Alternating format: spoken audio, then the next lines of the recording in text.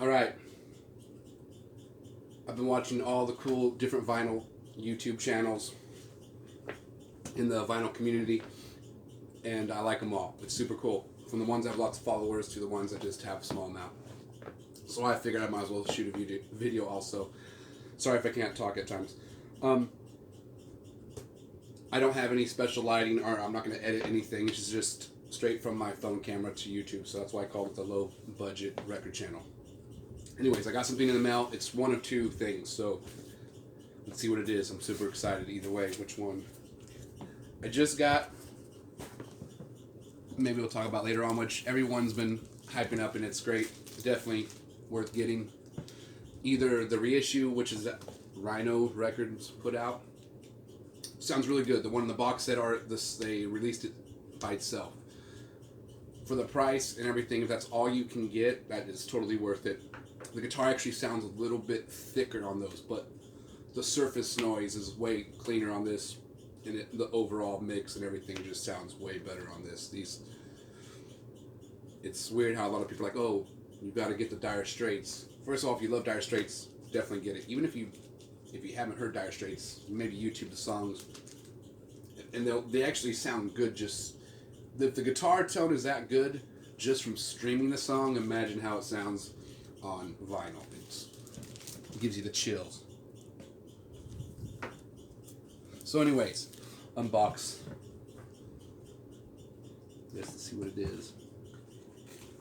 Everybody has like their different tool. I'll use my little pocket knife here to cut this open. You always got to be careful because you don't want to like accidentally cut your record. I like this boxing setup, the one where it has the bumper guards, because look it, I already can tell that it was folded on one corner, so hopefully she's all good, but it looks like the main part is not, so super stoked. Let's see what it is. Okay, holy snikey, so yes. Alright, make sure all the corners are good. Alrighty, here she is. Now, still sealed. I'm going to open it and listen to it. I love this record. It's special to me because this was the first Miles Davis I got. And I liked it right off the back. I was blown away. It starts off with the song My Funny Valentine. And that's still one of my favorite songs to this day. But it has a Herbie Hancock on piano, Tony Williams on drums, Ron Carter on bass, George Coleman on tenor saxophone. And then, either way, I have my first one I got a long time ago. I was taking jazz improv, and my friend, who was way better than me on guitar, he still is way better than me on guitar, but at the time, he just knew more about jazz, so I had him write me a list of all the jazz musicians. And I had heard Miles Davis, but he was like, no, you're going to enjoy listening to it. And he was 100% right.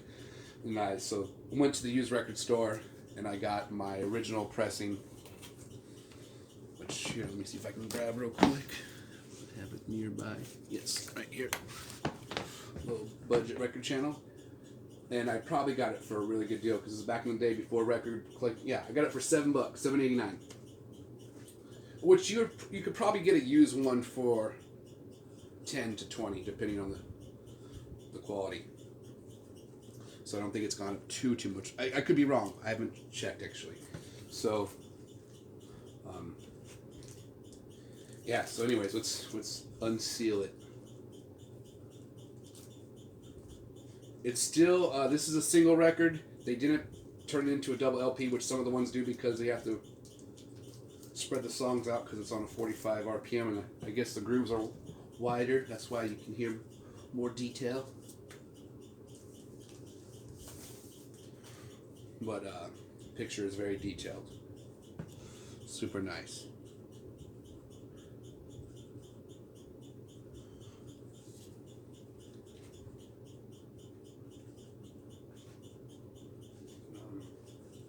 Maybe they did put two records. Let's see.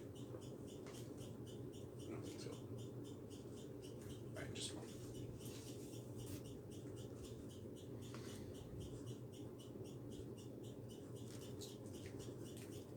yeah, it looks super clean. I have the fan on right now, which should turn off. I feel like it's going to blow dust particles around on my cherished record. Okay, it's better. Let's give her a look. So you always want to be extra careful. I'm very big on the edges being super smooth. It's the first thing that bothers me, that they can't do that on every record. Very smooth on this one. It looks visually very clean.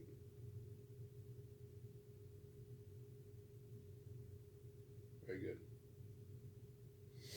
Sometimes on these you'll see like a little stain from what looks like it happened from the pressing.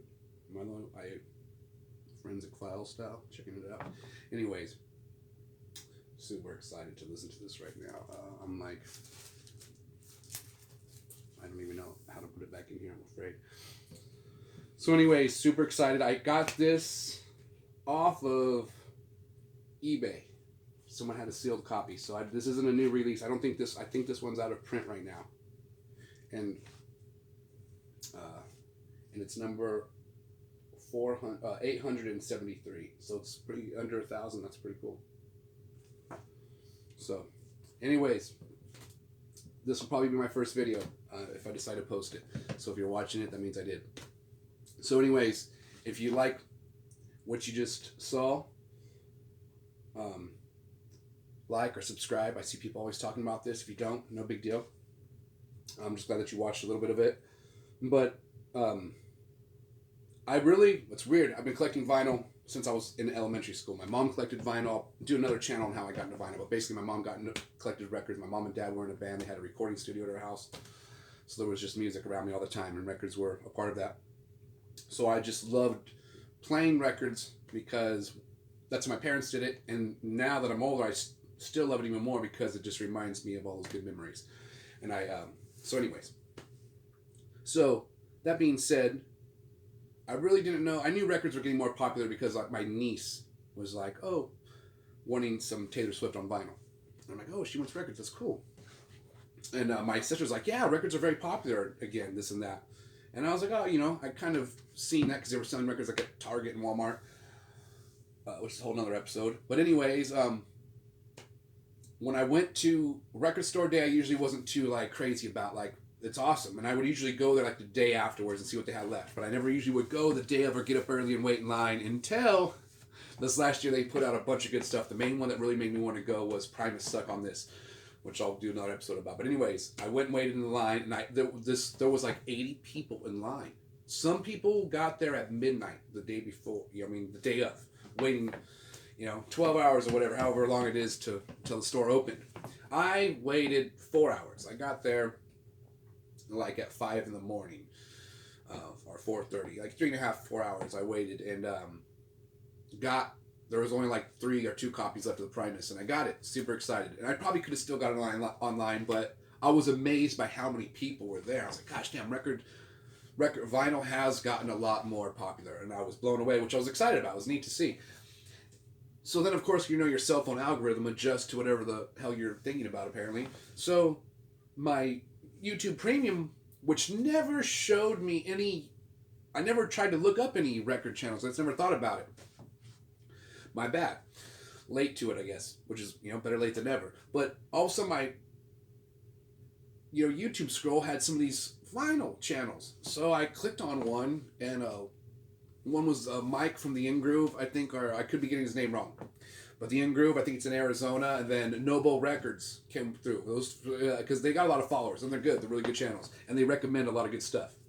Both have killer collections. So once I watched those two and subscribed, a bunch of other channels started getting recommended to me. And, some that had 200 followers, some that had 30,000 followers, whatever. And not that who cares? Having more followers is obviously awesome, but a lot of those people have put a lot of work and they've been on there for a while, so totally respect. And to all the newbies like myself here, awesome. Hopefully you gain a little bit of a following. But I was blown away, and then it was just something totally positive to watch people that are into the same thing that you're into. So A shout out to everybody in the vinyl community. My name is Ty. I love collecting records. Been doing it for a long time. So, anyways, I had to. I've been wanting to post a video, but I was like, I was gonna do it the other day, but they were doing some. My neighbors were having some. Their trees cut down and stuff, so there was a lot of noise. So I was like, oh, just wait. So, anyways, what's up to the vinyl community? I probably said it like 3 times already. So, anyways, have a good one. Collect vinyl and stay positive. Thanks.